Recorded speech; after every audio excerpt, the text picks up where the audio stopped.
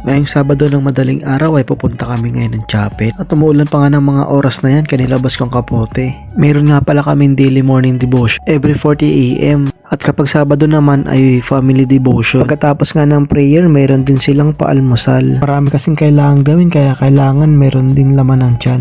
At pagkatapos ng kumain, pinuntahan ko na dyan huling kubo na kailangan kong panlagyan ng barnis. Kasi natatapos yung lahat ng kubo, kaya ito nagdala na ako ng pampahid. Inuna ko nga muna pala sa labas ng kubo bago ko pahiran yung sa loob. Andito nga rin pala si Mr. President, si Mr. Foreigner, at si Anhan, saka si Jezabel. Sila naman yung tagawalis ng mga kalat. Andun din pala si Ryan, kasama ko nagpapahid ng barnish. Believe din niya ako dito kay Mr. President, kahit maulan hindi nagpapatinag. Buti na lang natapos ko ng pahiran yung sa labas, kaya bago umulan ito nandito na ako sa loob ng papahid ng barnis. Napansin ko lang yung ibang parte na ng kubo ay nagiging marupok na, gaya na lang itong nakita ko sa may bandang upuan. Napahiran na rin pala sa akin yung flooring para naman maging even yung kulay niya. Ito nga, aalis muna kami para kunin yung cabinet doon kila Mrs. Vice President. Kasama ko nga dyan si Mrs. Spokesperson at si Mr. Electrical Engineer. At ito nga yung kukunin namin para idalhin doon sa may Office of the President. At andito nga ako sa madang dulo para umalalay. Kabado 20 lang talaga ako kasi babasagin itong mga dala namin. Buti nga nakarating kami ng payapa at ligtas sa kabila ng mga dinaanan naming lubak at ilog. Mabilis lang ang oras kaya hindi mo mamamalayan tanghali na pala, kaya ito lunchtime muna tayo. Pangantayon, agbisinan.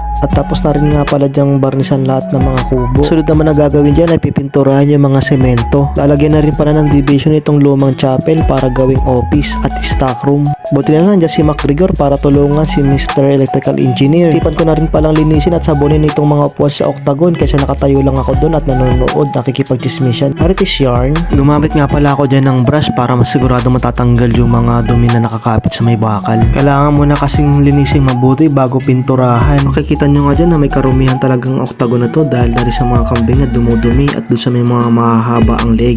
Ang mga pabo pala. Andun nga pala si head ministers, tinitignan kung ano yung mga ginagawa namin. At i-check na rin para kung ano pa yung mga dapat ayusin. Pasimpleng kaway nga dyan si Mr. President, masaya siya dahil magkakaroon na ng stock room at opisina. Hindi nga mawawala dyan ang pamerienda, yan lang din naman kasi nagpapasaya sa amin maliban sa'yo. Ay, mga tayo manot, tinulungan na nga ako dito ni MacGregor dahil medyo ginagabi na nga kami at meron pang gawain. Si MacGregor ang taga-push bars at ako naman ang taga-buhos ng tubig at inisis ko na rin pala ng scraper yung mga nakadikit na kalawang sa tiles. Pagkatapos ko nga buhusan ng tubig dyan, winalisan naman ni MacGregor para matanggal na lahat ng mga dumi. Kahit paano mayroon ng improvement, pintura na lang ang kulang para tuluyan ng gumanda. Bukasan nga ay pagkatapos ng gawain, pinunturahan ko na itong mga upuan para naman gumanda na at tumingkad na yung kulay niya. Nilagyan ko nga rin pala ng plywood sa ilalim ng upuan para pag tumulo yung pintura, hindi dumirekta sa may tiles. Mukha lang madali magpintura pero masakit din pala sa likod.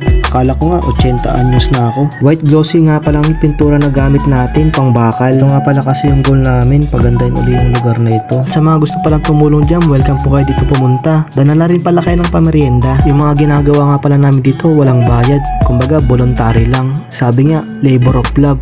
Kaya masaya naman kami dahil hindi naman namin ito ginagawa para sa sarili namin, kundi para sa Panginoon.